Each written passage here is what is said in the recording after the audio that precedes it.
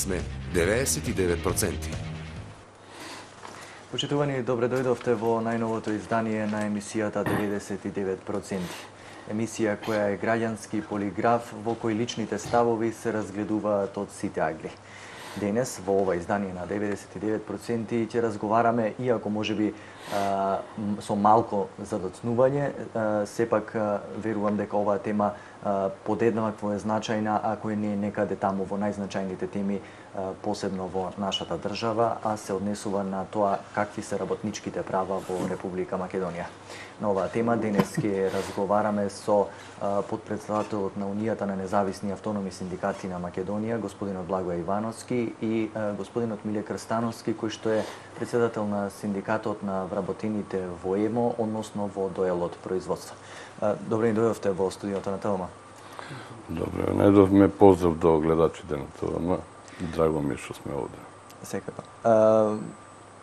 Како да се започне оваа емисија, ако не со она што представува наше најсвежо сеќавање, а тоа е дека и овај 1 мај, како и неколку вакви датуми претходно во изминатите години, немаше одбележување на денот на трудот на онај традиционален начин на кој што години наназад па и децении се одбележуваше, и тоа представуваше еден начин да се каже секогаш дека работниците постојано во сите 365 дена од годината се борат за подобри права, за чувување на нивните работнички права, и дека секое нивно непочитување ќе значи излегување на улица. Како што споменав, значи годинава немаме повторно протести. Годинава објаснувањето беше дека ќе се работи некоја годишна кампања за прибирање на ново членство на Сојузот на синдикати, мајката на организациите синдикални во земјава. Што мислите за тоа објаснување прво? Па, ако ми дозволите, јас би сакал нешто да кажам во врска со тоа.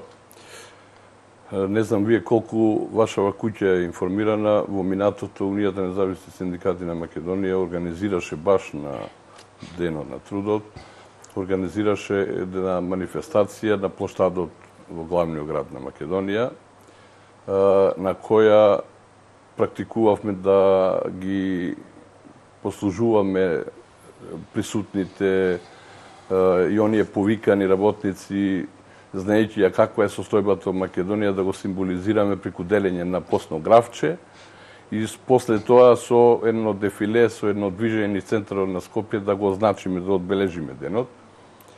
Во тој период побаравме да ни се приклучат и останатите синдикати, меѓутоа не најдовме на разбирање. И таа манифестација, мислам, на таквиот начин на одбележување го практикувавме неколку години. И бидејќи не наидовме на разбирање од останатите наши колеги, од останатите синдикати, тоа да го направиме масовно или да го редефинираме таа манифестирање на незадоволство или одбележување на денот. И тоа згасна. Во последниве 2-3 години имавме повик за некакви мирни протести или само организирање. Таа иницијатива беше од Сојузот на синдикати, да на тој ден само раководствата на синдикатите продефилираме низ центарот на Скопје со цел да се одбележи денот, меѓутоа ние не прифативме како Унија. Ние баравме да, ако веќе го одбележуваме денот, тоа да биде масовно, да го повикаме сето членство од тие трите, нели знаете, 3 национални синдикати, со цел да му дајме и тежина и значење на тој ден. Тоа беше одбиено од страна на останатите синдикати, и тоа сега за сега е таква состојбата каква што е. Господине Крстановски, вие сте, како што споменав на самиот вовет од емисијата, представник од синдикатот од ЕМО, односно од доелот производство, една компанија која што постои толку долго време, која што за жал сега и години наназад е во ситуацијата во која што е, меѓутоа вие паметите и од ЕМО и од можеби од претходните години кога сте работеле во Застава, уште еден таков гигант, како работниците на 1 мај редовно на секој 1 мај го изразувале тој револт и таа желба постојано да има подобрување на работничките права, бидејќи кој може да каже што е тоа, кој е тој врв и ултиматум до кој што треба да се стигне во подобрување на тие права. Сега години наназад ги немаме. Па јас би рекол дека се поистоветуваме со политичката ситуација во републиката, во државата, што значи каква што ни е политика, таков ни е синдикалното организирање.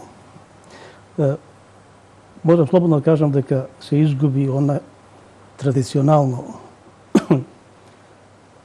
дружење, синдикално организирање, без разлика дали се тоа на викенди, тоа што беше во социјализмот.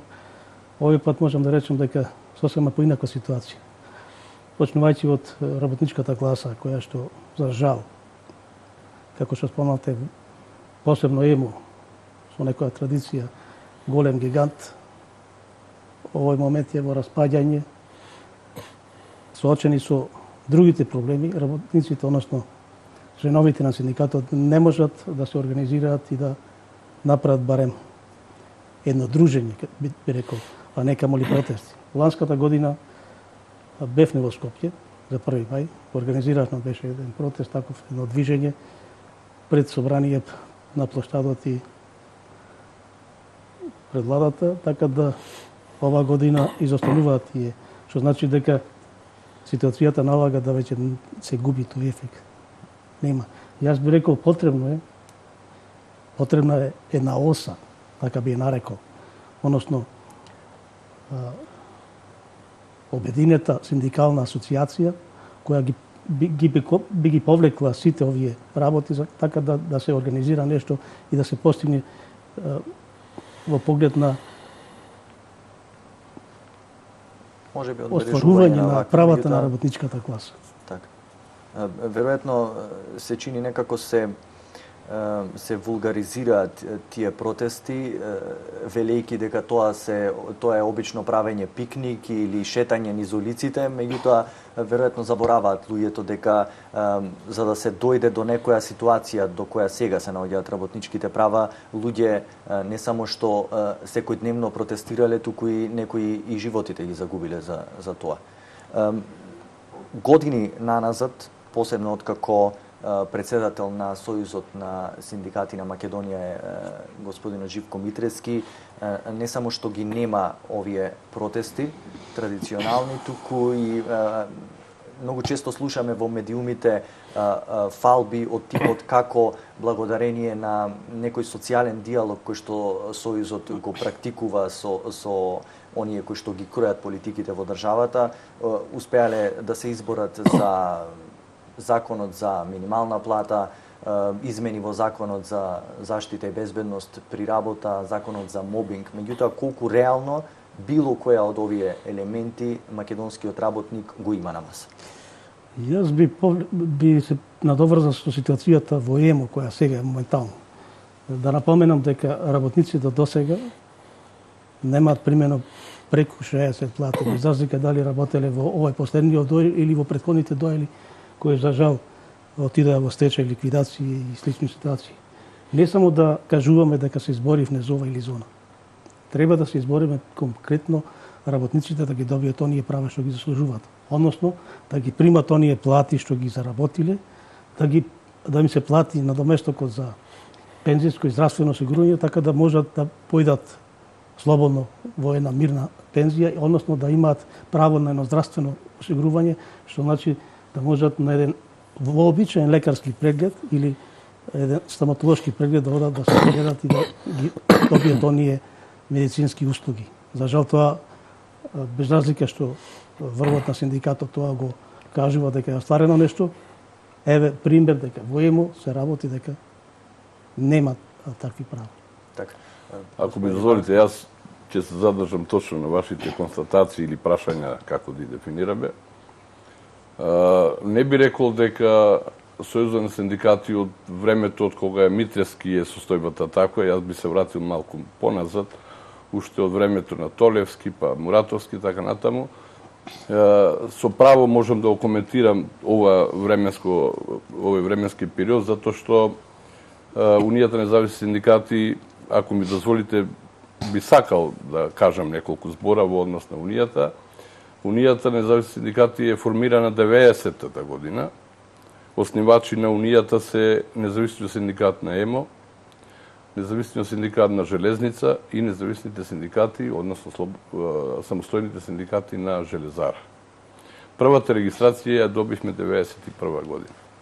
Како синдикат на ниво на Македонија, на национално ниво, и затоа велам подолг период ги знам приликите, бидејќи сум директен учесник во сите настани во Скопје, таквиот однос на Сојузот на синдикати на Македонија, а покасно и Конфедерацијата на слободни синдикати, нели знаете, покасно се појави како творба, која за чудо кај нас само во Македонија може да се случи, тоа е феномен, за многу кратко време да се регистрираат 36.000 членови и материјално да се моćни и да бидат коректор на власта кој да е. Такви активности порано манифестации може би се организирале, меѓутоа сето тоа било само колку да се замае јавност. Значи, вистинска желба и со тоа да се постигне некоја повисока цел, сигурно дека нема. Сите кои го воделе Сојузот на синдикати во минатото и сега, сите биле послушници на власт. Ево, земете за пример, како се менувале властите во Македонија, така се менувале водачите на Сојузот на синдикати. Во минатата власт кога беше Муратовски, дојде новата власт, се смена Живко Митевски, така да сето тоа зборува само за себе. Нема потреба повеќе да зборуваме врска со тоа.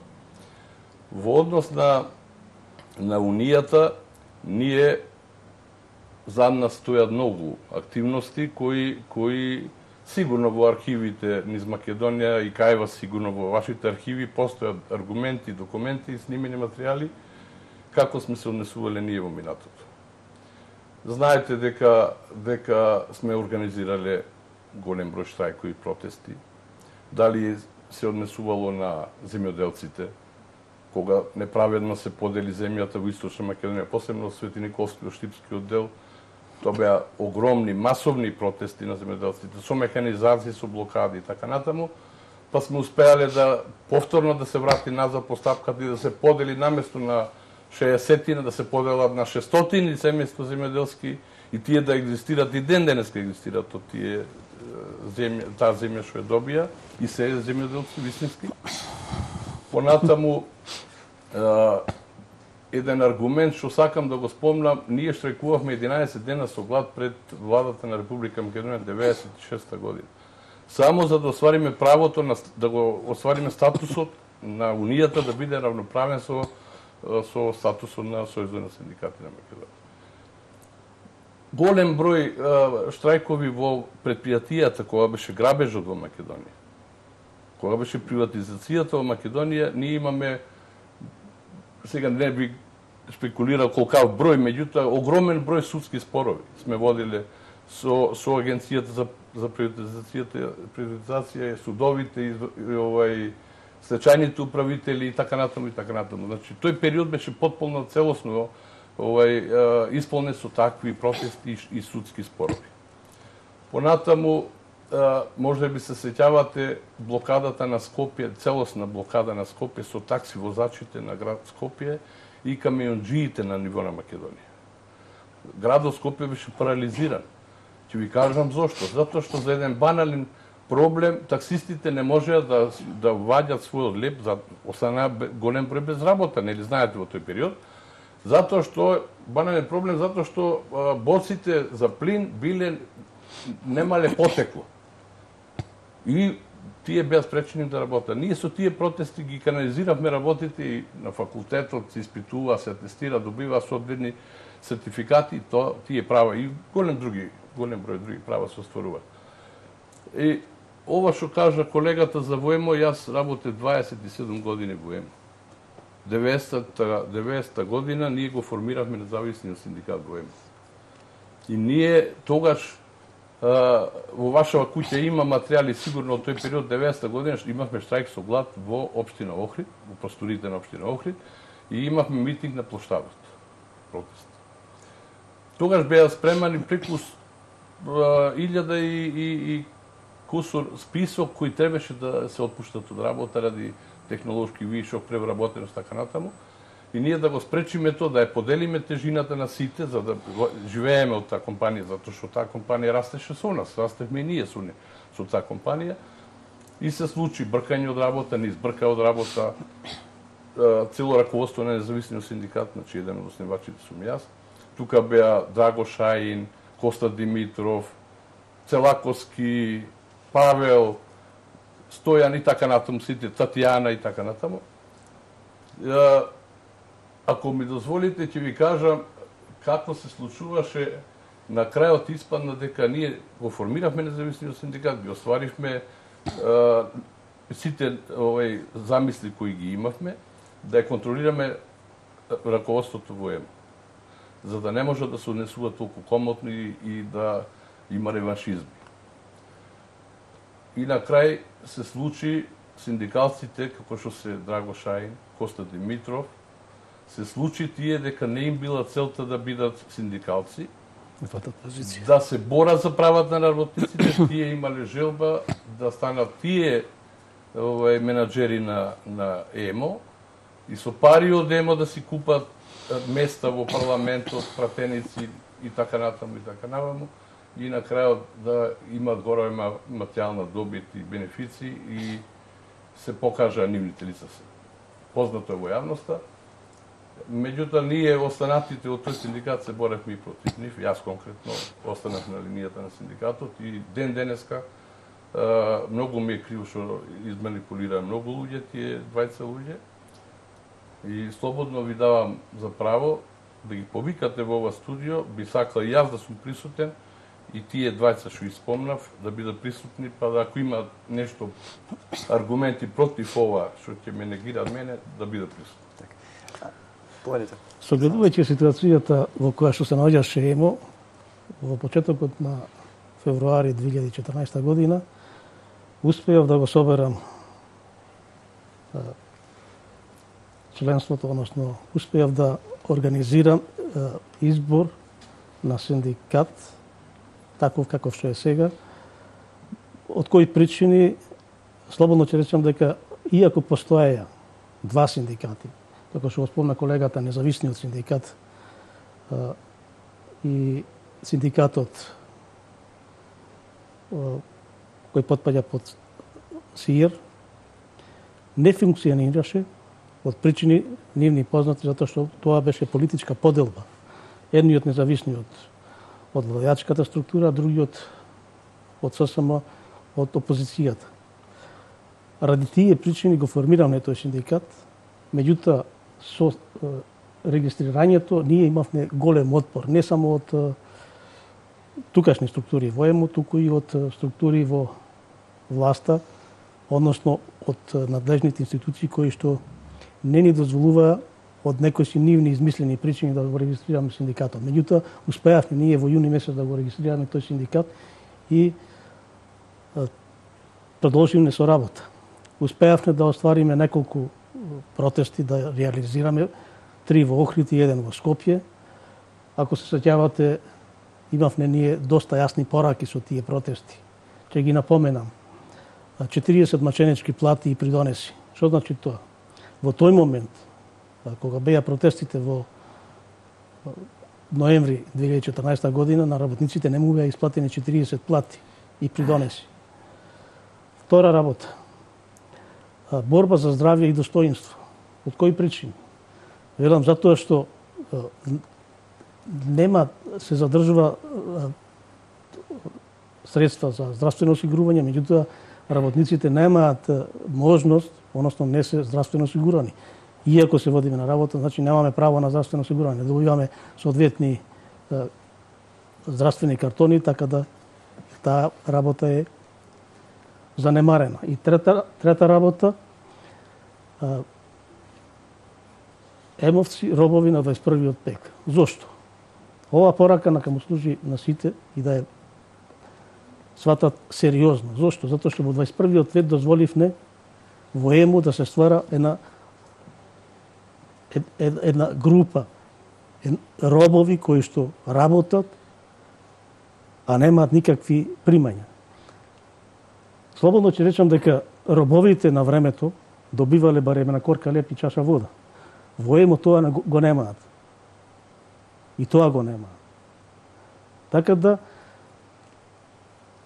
тие се јасни пораки како за раководството, односно менеджерскиот тим на ЕМО, така и до власта, односно владата и државата Република Македонија, бидејќи капиталот во ЕМО е преку 70% државен капитал. Една друга работа ќе ја спомнам, се уште во гранговиот синдикат СИЕР не се има потпишано колективен договор од причини што работодавачите не сакаат да организираат здружение на работодавачи. Не им одговара таа ситуација. Зошто? Затоа што ако се формира тоа здружение на работодавачи, ќе се потпише колективен договор и нема бегање од тие рамки на тој колективен договор. Значи мора да ги исполнуваат задачите, обврските према вработените, согласно со Законот за работни односи. Не да не испадне дека го напаѓаме Сојузот на синдикати на Македонија и тоа во нивно отсуство. Јас во овој дел од емисијата ќе напоменам само дека дел од ова издание на 99% требаше да биде и представникот од Сојузот на синдикати на Македонија од Охрид, господинот Драган Цветановски, меѓутоа под образложение дека е на пат не ќе може да присуствува во емисијата. Секако поканата стои отворена, доколку господинот Цветановски се врати од службениот пат за време на траењето на емисијата, ние секако дека ќе го примиме тука и да го чуеме и нивното мислење. Што се однесува до онај момент на социјален диалог со кој што токму Сојузот на синдикати се фали, дали вие верувате дека преку социјален диалог може нешто да се постигне или пак неизбежно е да има одредено покажување на револт или несогласување со тоа што се постигнало со социјалниот диалог? Спомнавте дека го напаѓаме Сојузот со синдикати. Јас не би рекол дека го напаѓаме, напротив, јас имам една добра соработка со регионалниот представник на Сојузот на синдикати, така да сите оние случувања кои ги имавме преземено беа во координација со господинот Драган Цветановски, тој многу ни помогна. Бевме на еден разговор на 5 март 2015 година во владата на Република Македонија заедно со господинот Живко Митревски, председателот на Сојузот на синдикати, председателот на СИЕР господинот Пецо Ристевски, така да во тој момент ние дискутиравме, ги разгледувавме опциите за решавање на проблемите во ЕМО. За жал, покрај оние три основни постулати за кои што разговаравме, значи исплата за останатите плати, исплата на придонесите и решавање на статусот на работените, се реализира само дел од тој проект, можам да речам. 55 работници успеавме, иако со закаснување, да ги префрлиме во МЕПСО. Тоа беше договор со господинот Никола Груевски на тој состанок. Таму присуствуваше господинот Пешевски, господинот Ставревски и господинот министр за економија Незири, мислам. Ивановски? Јас би сакал да кажам. Во однос на ЕМО само 2-3 реченици ќе кажам и веројатно сегашните состојба колегата сигурно подобро ги знае. Јас не сум присутен таму.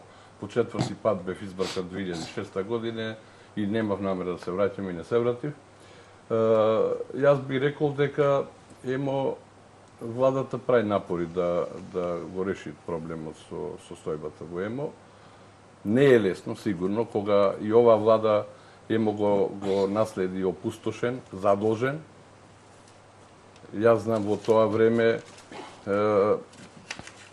беше долговите беа, мисля, че преку 8 милиони евра на ЕМО, така да со толкави долгови технолошки унаказена компанијата, тешко дека ќе се реши проблемот. Меѓутоа, гледам и преку јавноста и од колеги дека владата прави напори дел по дел да ги решава, нели, слушнавме дека и некоја странска инвестиција, па дел вработеници ќе одат таму.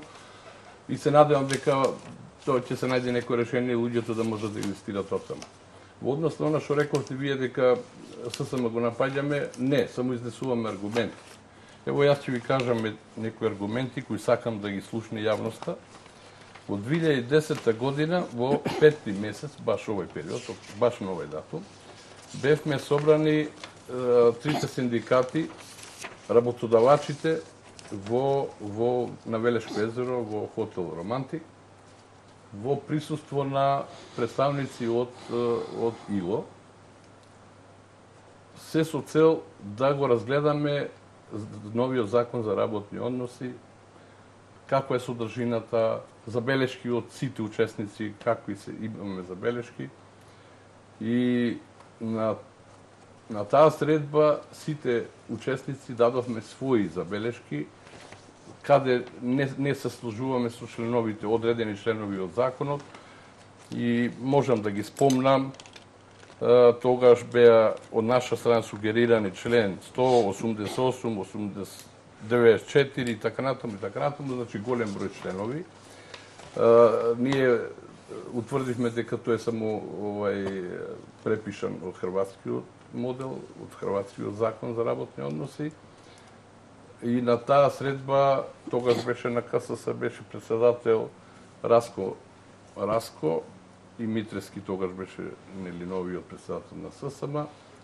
Од страна на Министерството беше министерот Спире Ристевски. И односот на двава синдикати, можам слободно да кажам, посебно на Раско, беше како тие да се министри за труд и социјал. Толку го фалеа законот, толку го бранеа законот, дека подобар закон никогаш немало во Македонија. Со самото тоа не поминаа ни неколку години, истиот тој закон има преку 120 измени и дополнувања. На последната средба, исто организирана од истите од ИЛО, во Александар Палац во Скопје, во однос повторно да се навратиме на законот, исти тие работодавачи и синдикати што даваа поддршка на тој закон, се изјаснија дека овој закон е ретрограден. Значи, ние не напаѓаме никого. Аргументите зборуваат дека некој намерно не гледал некои работи или не можел да реагира на некои работи. Ние сме реагирали, сме барале корекција на тие, меѓутоа, ево, само времето покажало дека навистина требало да се извршат некои промени. И последната иницијатива наша е од Унијата да овој закон да се повлечи. И бараме ние, нека ми прости јавноста, јас обично сакам да кажам, кога пишува некаде закон за работни односи, штом постои зборот односи, значи некој некого, и тој сакаме тој збор да го нема во закон, него да има само закон за работа. Затоа што тој израз подразбира дека некој од некого е подчинет, е омаловажуван, малтретиран и народски народот ќе заклучи што сакам да кажам. И ние инсистираме тој закон да се вика закон за работа, да биде многу помал во обем, многу поконцизен и многу поприлагодлив на нашите услови овде. Не да копираме некој закон од соседни земји, од Европа и така натаму. Значи, ова е еден од аргументите. Ако сакате и сликовито да ви кажам, ево, ако имаме време, ако ми дозволите, значи, ево е само еден парадокс. Член 131 на Закон за работни односи. Многу пластичен пример колку е неизделкан закон. Вика, жените не можат да работат во трета смена, односно, ако нема од 22 часа до 5 часа наутре, нема слободни 7 часа одмор. Значи, штом не може да оствари таков одмор, значи се подразбира трета смена да не работа. Додека во член 164 вика може дури и жени во поинаква состојба, со мали деца, болни деца, може ако таа се сложи или други услови се наведени во закон, во членот. Што значи има многу контрадикторности меѓу членовите во составот на овој закон кои треба да се претресат, кои треба да се преработаат и да имаат вистинска функција во пракса, а не само да имаме, не знам, толкав збирна листови. Така, јас предлагам тука една кратка пауза за реклами да направиме, а потоа се враќаме и ќе продолжиме нашиот разговор.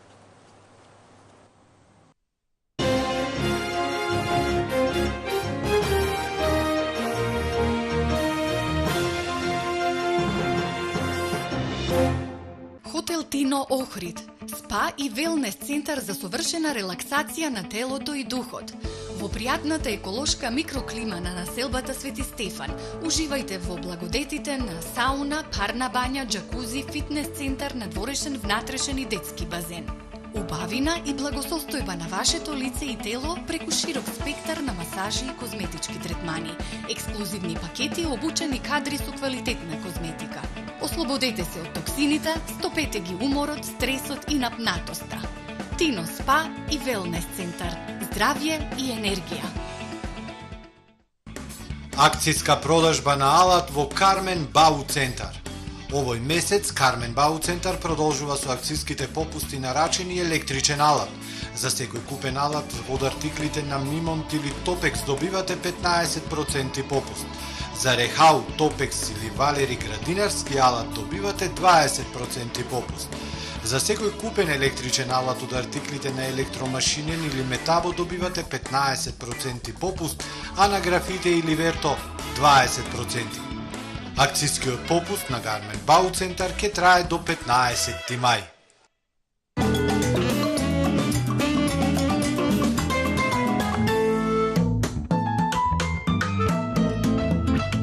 Осмиот добитник на Рено Клио од големата наградна игра на Гранд Кафе Отвори и вози е Јане Илиевски од Куманово. Гранд Кафе сам пија и Рено Клио сам добија. Родители, побрзајте! Уписите во основното училиште на коледжот Јахја Кемал во Скопје и во Струга се во тек. Докажаниот квалитет на коледжот Јахја Кемал е гаранција за иднината на вашето дете. Ексклузивна понуда 3 милион врши продажба на квалитетни стамбени и стамбено-деловни објекти со препознатлив квалитет и дизајн. Новата понуда на станови во изградба во населба 3 милион поранешна Стружанка Струга и ексклузивни готови станови во Скопје. Градба со целосно искористен простор и различни површини. Дојдете до својот дом со кредит од банка, со проектот Купи куќа, купи стан или преку наше собствено кредитирање со поволни камати. Остварете ја вашата желба. 3 милион. Ние го градиме вашиот сон. Евана Македонија ви доделува вредни награди за енергетски ефикасен дом. Ажурирајте ги вашите податоци во Евана Македонија и играјте за вредносни ваучери од 100.000 или 30.000 денари за целосно опремување на домот. А дел од корисниците може да добијат и сет за енергетска ефикасност. Проверете дали сте добитник на evana.mk. Евана, секогаш тука за вас. Јас сум дете мало меченино, нуда нешто природно и фино. Нови вкусни кашички за сите срекни малечки. Лино, мојата прва лажичка. www.steeringtrade.com.mk Нудиме широк асортиман на квалитетни сертифицирани резервни делови по најповолни цени, со дополнителни 10% попуст за сите веб порачки. Вршиме комплетно опремување на автосервиси со апарати од германско и италијанско производство, цена по договор. И секако, ви ги нудиме најдобрите моторни именувачки масла Пенасол, произведени во Германија. steeringtrade.com.mk Хит акција во Бако. Орев јатка за неверојатни 430 денари за килограм. Кикиритки печени 160 денари. Суво грозје бело 220 денари. Смокви суви паковани 50 денари. Вкус кој не се заборава.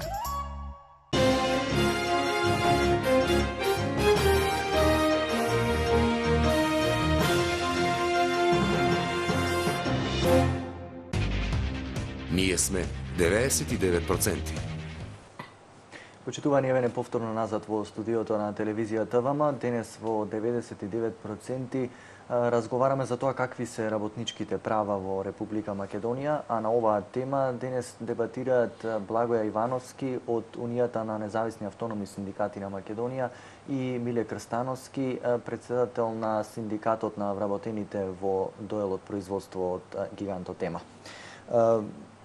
Веројатно, една од омилените теми на Сојузот на синдикати, барем последниве години откако се изгласа тој закон, е условно добивањето на таа минимална плата која што се заговараше и извесен период пред тоа. Се зборува за тоа како тоа е веројатно и најголемиот успех во насока на обезбедување на тие работнички права. Колку вие се сложувате со? Па, да ви кажам, ставот на Унијата, генерално уште на почетокот, кога требаше да го подпишеме тој договор за минимална плата, ние не се согласувавме, како Унија. Искрено ќе кажам, представниците на МОД и представниците на ИЛО направија своевиден притисок со објаснување. Иначе ќе ви кажам по име Ениса Селимовиќ беше представник и Градев и направи своевиден притисок да се согласиме покрај КСС и ССМ да го подпишеме и ние. Тоа се случи во хотелот Арка. После толку негодување ние не се согласувавме со висината на минималната плата. Меѓутоа објаснувањето беше дека од некаде мора да се почне. И на наша иницијатива не сакавме да се врзиме со фиксна цифра. И упорно рековме ќе го подпишеме тој договор ако услов за минимална плата биде изразен во проценти. Ќе ви објаснам како. Нашето залагање беше и успеавме да дојдеме до цифра 39,7% од бруто исплатена плата. Значи, таа да изнесува, да ја врзиме за бруто исплатената плата на ниво на Македонија, да ја врзиме со процент. Која редовно се коригира, нели? Да, со цел, тоа сакам да кажам, со цел надевајќи се дека ќе има прогрес, ќе има зголемување на стандардот и на платите, така да биде еден вид енергија да повлекува напред и минималната плата сразмерно да се зголемува постојано.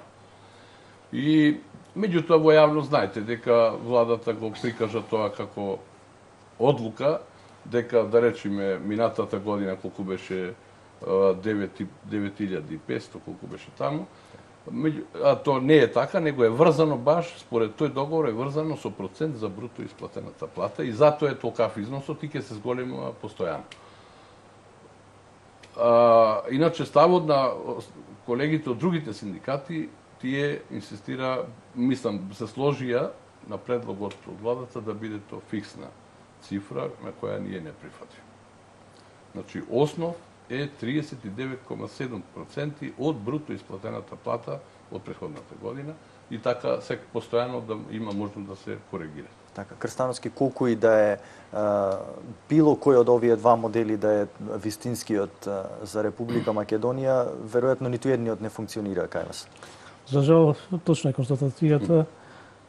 Немаме ние ни 0,1%, не 39,7%. Јас ќе кажам своје мислење. Сепак мислам дека минималната плата е сосема мала и нелогична. Согледувајќи ги условите во кои живееме, односно социјалниот пакет треба да биде малце подигнат за да можат луѓето да екзистираат, да ги подмират сите оние трошоци кои се неминовни. Има луѓе од каде што, да речеме, четворочолен семејство, само еден работник, а знаете колку е трошокот за едно четворочолен семејство, да не спомнувам просек во државата, самите ќе констатирате дека тоа е сепак никаква плата, минимална плата.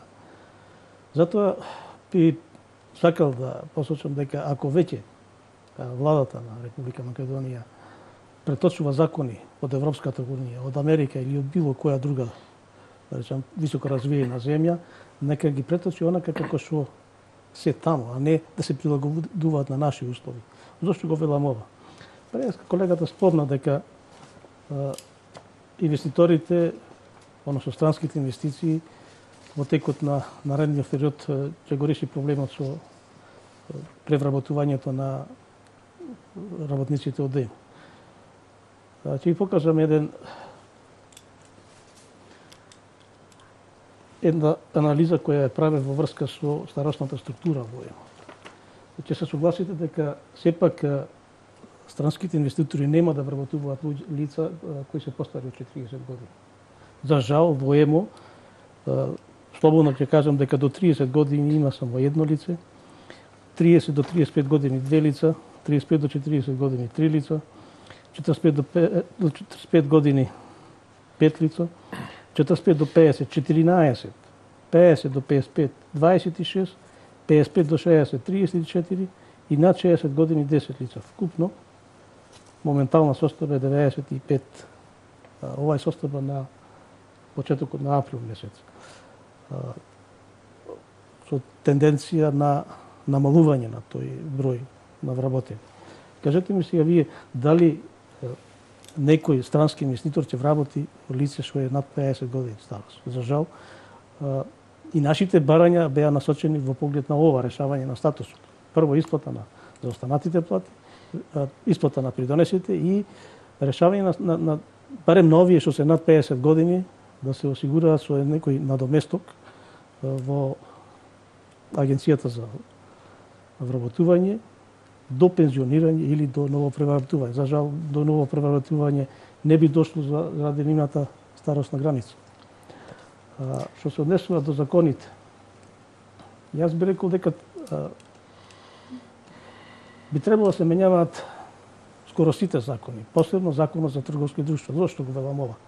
Затоа што законот за трговски друштва овозможува да формирање на некое си трговско друштво, односно ДОЕЛ, друштво со ограничена одговорност од едно лице, каде што правното лице, субјектот ДОЕЛот, нема никаков капитал, а одговорното лице, односно работодавачот, односно управителот на ДОЕЛот, ќе вработи 10, 20, 50, 100, може и 1000 лица, така да во одредена ситуација кога би дошло до крахирање на тој ДОЕЛ, работниците истата ситуација како што ние доживуваме сега во ЕМО производство со неисплатени плати, преку 60 неисплатени плати, тоа е вистината, ќе дојдат истите до таа ситуација да немаат никаква екзистенција, односно она што го заработиле да не можат да го ефектураат, да го наплатат.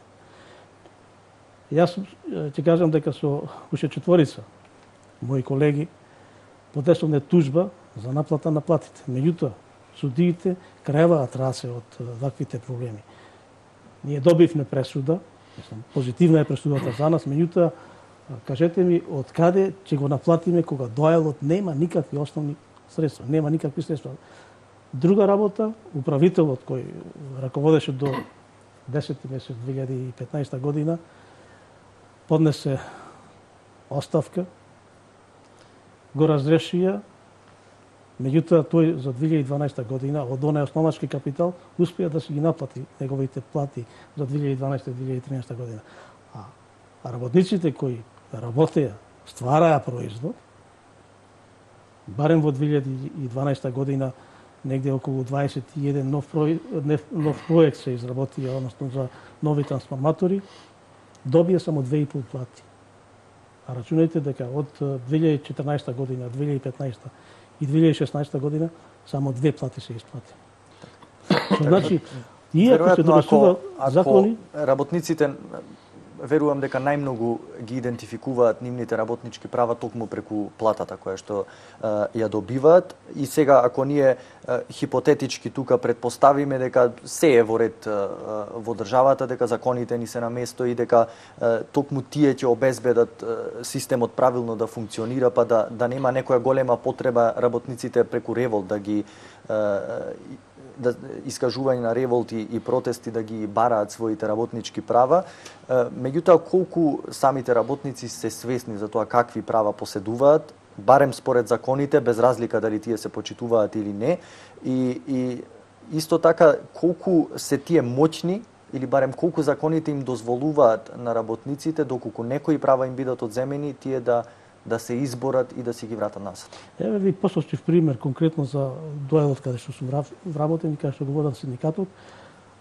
Работниците од вкупниот број што бевме вработени, таму само 5 души успеавме да тужиме, меѓутоа другите ги наговарав сите да поднесат тужба, заедничка тужба, ќе не представуваше правникот од регионалниот синдикат. Меѓутоа, од оправдани причини зошто? Затоа што немаат примерно плати, не се изложуваат на трошоци. Дел од нас, да речам, со позајмици успеавме некако. Не може да си дозволат. Не може да си дозволат. Тоа е она што не владае правото. Не владае во држава правото, конкретно, посебно за случајот со ЕМО. Ивановски ги знаат правилата. Ќе морам да реагирам, бидејќи приликите ги знам јас по ЕМО, толку години бев, делумно. Колегата кажува за ЕМО, меѓутоа сакам да бидеме малку пореални. На ниво на Македонија, оваа власт наследи голем баласт од компании со голем број на вработени, кои нема излез. Алумина, Охрис, ЕМО, Прилеп, 11 октомври, како се викаше, и ред други, Тутунски и така натаму. И тоа сигурно дека некој магионичар, некој моќник светски да дојде, сигурно дека не може преку ноќ да го реши тој проблем. Ако земите во предвид, ево за ЕМО ќе зборуваме за ЕМО конкретно. Ако земите во предвид дека ЕМО вработените по разни основи според важечките закони секој доби оноку во акции, доби оноку колку што го следува. Од капиталот зборува. Што се случи после?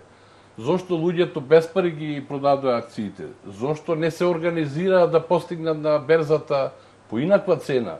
Зошто ги поделија вработените една гарнитура, тогашна власт, Драго Шаин и компанија, и оние останатите од Комерцијална банка, Ило Иловски и компанија, зошто ги поделија за да им ги купат без пари, само да платат по неколку сметки во Евана? Тоа е прашање кое историјата покасно ќе го зборува. Ако зборуваме за компанијата кај што работел колегата предходно, тие не добија ни 5 пари во имот, ни еден вработен нема, а капиталот целиот беше остана на господина Шапкаров. Сакам да кажам какви состојби имаше во Македонија во минатото, како се трансформира капиталот. Тоа сигурно дека кајна само никој не одговара. Иначе то би требало да дојде време некој за тоа навистина дебело да плати. Така, па ајде тогаш да се вратиме на прашањето. Значи колку законската регулатива, односно законите кои што ги штитат или кои што наводно треба да ги штитат работничките права реално функционираат и граѓаните, односно работниците може да се подпрат на нив, за да си доколку некој се дрзне да им го одземе она што како работници го имаат како право, да си го вратат назад. Да ви кажам, јас ме познаваат луѓето како реален и отворен и таков планирам и да останам. Голема вина, значи поголемата вина е во нас работници. Секогаш сме гледале дека некој друг ќе го реши, јас ќе гледам само на телевизија и кој ќе го реши ќе ги користам благодетите. Верувајте ми дека е таква состојбата. Верувајте ми. Иначе, јас можам да ви кажам примери низ Македонија, кај што се наши членови во компании, кои ради синдикална активност, ради барање права, останале без работа, па сме успеале и кај странски инвеститори, затоа што ние сме присутни во реалниот сектор. Значи имаме многу малку во јавниот сектор. Имаме во железница неколку синдикати и во полицијата имаме околу 2000 и нешто членови. Така да ние сме во реалниот сектор присутни. Секаде во компаниите каде што луѓето се организирани, имаат единство. Верувајте ми, правата ги остваруваат затоа што има законски, предвидено е во сите позитивни законски прописи да ги остварат тие право. Никој секогаш ние, синдикатите, реагираме на однесувањето на трудовата инспекција. И секогаш сме реагирале и кај владата, и кај соодветното министерство, сме реагирале на однесувањето на соодветните институции, како што е инспекторатот. Тие се малку за анализа, тие се корумпирани, тие се подмитливи, тие неќе да се замерат со менаџерите, со власта или други. Така да, тука е проблемот. И најголемиот проблем е во неслогата и неорганизираноста на работниците. Секогаш, јас имам обичај да кажам, ако и повикате на некој концерт или на некој спортски настан, имате многу луѓе, ако и повикате на социјални протест за социјални права, не излегуваат. Рачунајте вие 700-800 илјади жители е Скопје. Ги повикуваш на социјален протест за остварување на права, па ти излегуваат 2000 луѓе. Значи, затоа често пати кој имаме средби со амбасадорите од европски земји и други амбасадори на разговори, вика штом нема социјални немири, значи говорите со сојбата на држава. Сериозно ви кажам.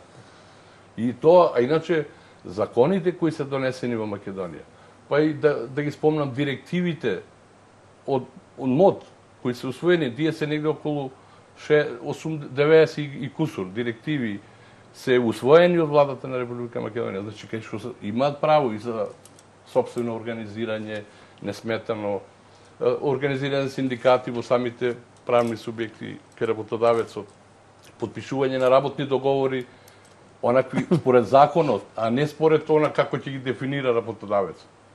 И тука паѓаме, како работници, паѓаме во стартот. Значи, кога ќе сакаме да се вработиме, се прифаќаме бланко лист, подпишуваме и после содржината работодавецот е подполнува. Јас покасно, ако ми дозволите, имаме некои проекти што ги спроведуваме на ниво на општина Охрид, од Унијата, ќе кажам повеќе нешто во врска со тоа. Така, веројатно за тоа ќе треба да искористиме некоја наредна прилика, бидејќи сме веќе при крај. И самиот ми споменавте повторно тие протести, така да ќе се вратаме повторно на нив. Не е ли срамота на 1 мај 2016 година наместо синдикалните организации или дел од нив протести за работнички права или социјални протести по улиците низ Македонија да организираат неформални граѓански групи, невладини организации, наместо тоа да го прават токму социјалните, односно синдикалните организации, наместо од своите удобни фотели да прокламираат некаков социјален диалог со бенефити кои што реално секој човек може да види какви се. Да ви кажам, ова е тенденција сегде во светот. Власта, било која власт, значи не зборуваме само за Македонија, било каде, тенденција е да се формираат преку ноќ невладини организации. Значи, тој сектор вештачки се ствараат и од опозиција, и од власта, позиција, се ствараат такви граѓански невладини организации во голем број, кои имаат конкретни задачи од тие што ги формирале. И сега се случува, тоа е парадокс, се случува сегде во светот, оние задачи, оние потреби кои треба синдикатот да реагира, активности кои треба синдикатот да ги спроведува, свесно ги превзема невладините организации и тие веќе, верувајте ми, од наши искуства ќе ви кажам, секогаш кога сме планирали, и то во голема тајност, да организираме некаков протест во однос на некој конкретно прашање, секогаш ќе пробиела информацијата и на тоа прашање ќе реагира некоја невладина организација со цел да се изгуби значењето после на реакцијата на синдикатот. Со помал број ќе се амортизира ударот и веќе ако самата акција е девалвирана и нема резон да се спроведува кога веќе некој тоа го направил, како што се сега гледате протести, контрпротести и така натаму. Така, меѓутоа, ако веќе зборувавте за такво некакво поголемо организирање, за некое единство кога се застапуваат работничките права, бидејќи сите сме некаде вработени, мал се дел тие кои што се сопственици на компании, ако веќе зборуваме за некакво организирање, тогаш не е ли тоа уште еден чекор, па на тие невладини организации, ајде, не е ни важно воопшто кој тоа прв го организирал. Да речеме, ајде, Унијата на независни автономни синдикати разбрала дека на тој и тој датум токму за темата која што вие сте сакале да зборувате, се организира протест. Ајде да им се приклучиме. Ќе ви кажам, не е веќе ефектот тој, затоа што самото излегување, ево, конкретно во овој период, ние како синдикати, ако направиме некоја манифестација, некоја активност, веднаш ќе ни стават и едните или другите. Ние како Унија сме независни синдикати, сериозно независни, и врз нас нема влијание ни опозицијата, ни позицијата. Сериозно сме независни и во ниеден момент нема и во член 3 на нашиот статут. Ние сме обврзани според статутот да бидеме еднакво далечени од сите политички субјекти. Да соработуваме со власта затоа што таа одобрува и дава, да соработуваме со опозицијата за спроведување заеднички активности за остварување права. Меѓутоа, во вакви турбулентни времиња, кога секој секому става етикети, нашиот рейтинг во Европа како Унија е висок и ние сме единствено од Македонија членки на ИТУК, ЕЗА, МОТ и така натаму. Значи, на сите организации светски синдикални сме членки со право на глас, значи со котизација, со уплата на наше членство. Скоро, пред колку година, ДНС гласавме ние да влезе во една таква организација, бидејќи ниеден не е член од Македонија, освен ние. Така да нашиот рейтинг во светот и во Европа е познат дека сме ние независна организација синдикална и ние нема да дозволиме да има некој влијание нас или да не етикетира како припадница на некоја од страни. Крстановски што вие?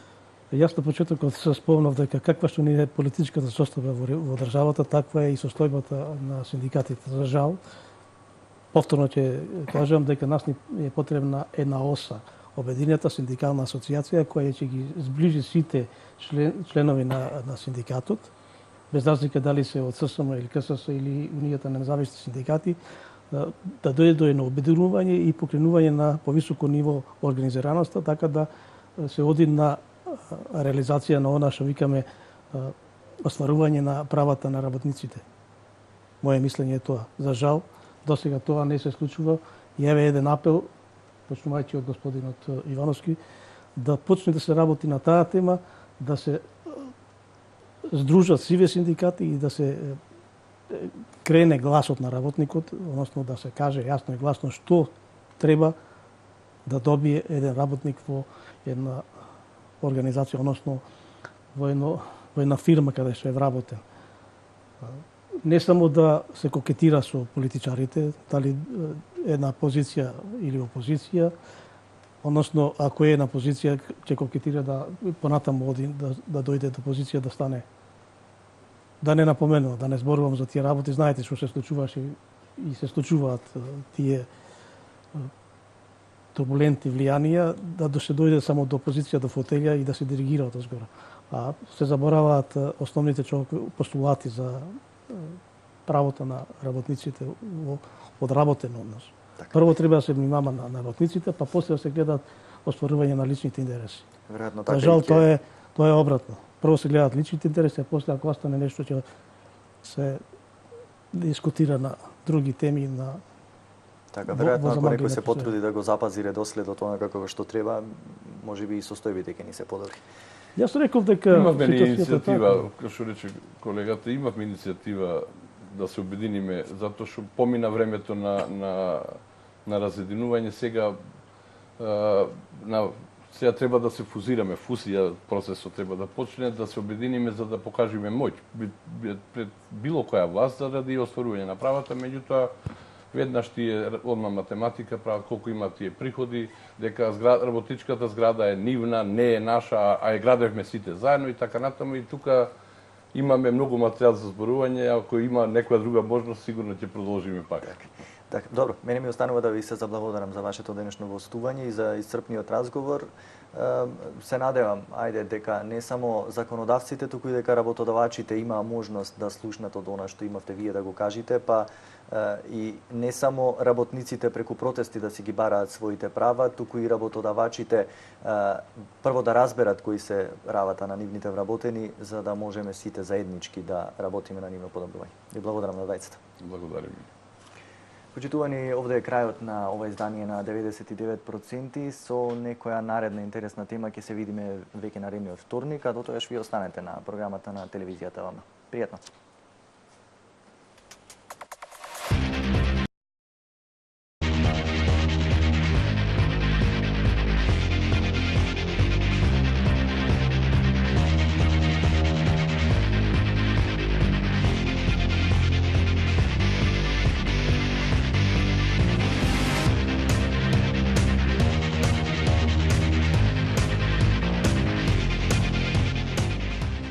Ние